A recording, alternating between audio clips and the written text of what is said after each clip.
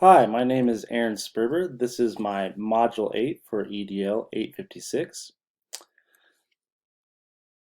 This graphic illustrates the internal and external publics for my school, Stanton County Junior-Senior High.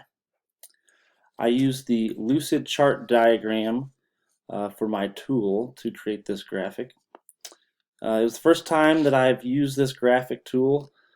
Because it was the first time using the tool, I did have a little trouble making exactly what I wanted. However, after a while, I was able to get a feel for it.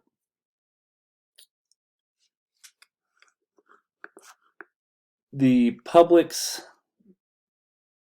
for my school that I have listed are the internal publics, administration, faculty, staff, and students, and external publics.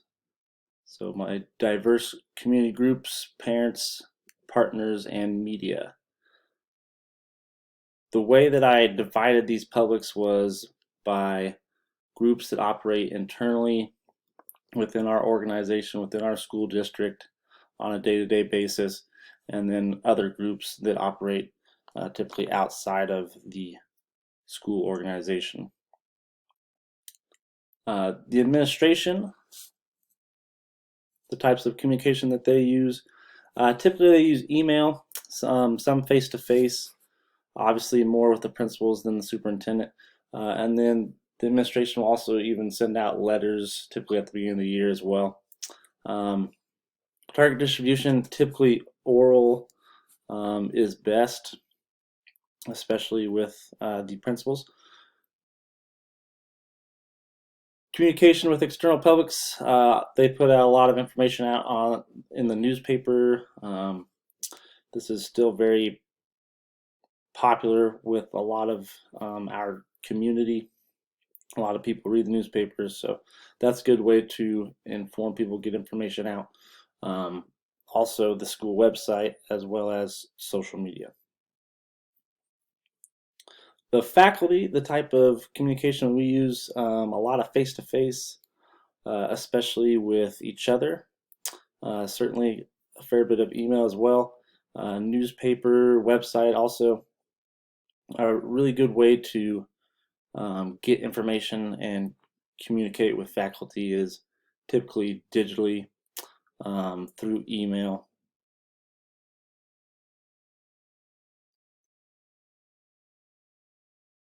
As far as external publics like the community, partners, people like that, a lot of information, a lot of communication occurs through the newspaper, through the website, and some face-to-face, but those two mostly.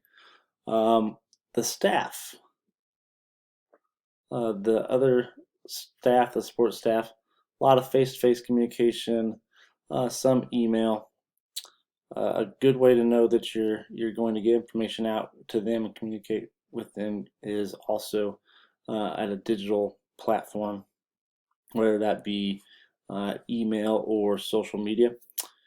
Communication with external publics, a lot of face-to-face typically for staff with community members, especially during parent-teacher conferences, things like that, where they help out, especially with translations. And then also social media. And then students, almost totally face-to-face, some email. Many of them don't really check their email regularly, so your best bet is oral distribution of information with that target. And as far as them communicating with the community as a whole, a lot of social media and some face-to-face. On the external public's end, you have the diverse community groups that make up our community, a lot of social media, a lot of face-to-face, digital distribution would be best with this group, especially like I said through web page and social media. Some print with the newspaper as well. Communication amongst each other, mostly face-to-face, social media also. The The parents do a pretty good job communicating, um, especially with faculty administration. A lot of emails, being on the telephone as well. Some face-to-face, obviously with parent-teacher conferences, things of that nature, and then also social media. And a great way to really get communication and dialogue going with this group for distribution is oral communication. Communication with external publics, a lot of social media, obviously, but also speaking with individuals via telephone, face-to-face as well. Partners, we have some good partners in the community, grain company, cable company, telephone company, electric company that partner well with us. A lot of telephone calls, email, and then obviously some face-to-face also.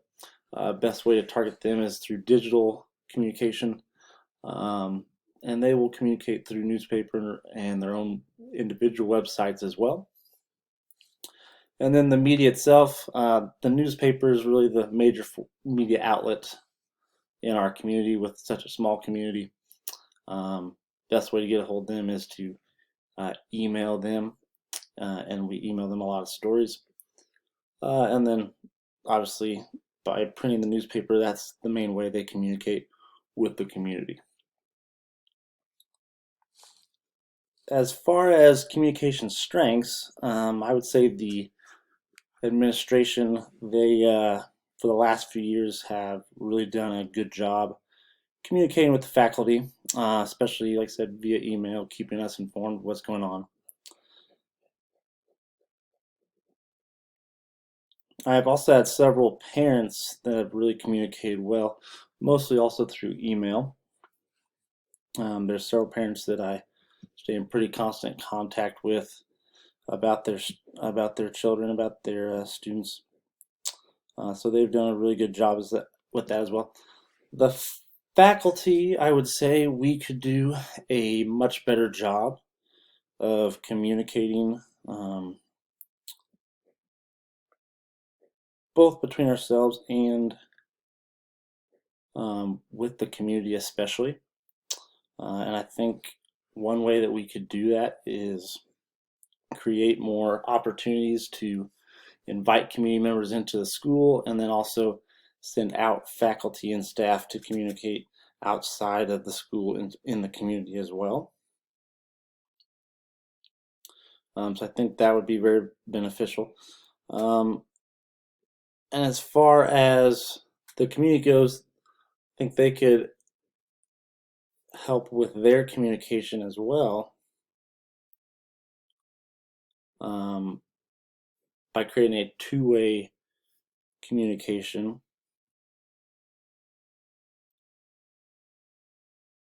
by giving more feedback of what they would like to see also.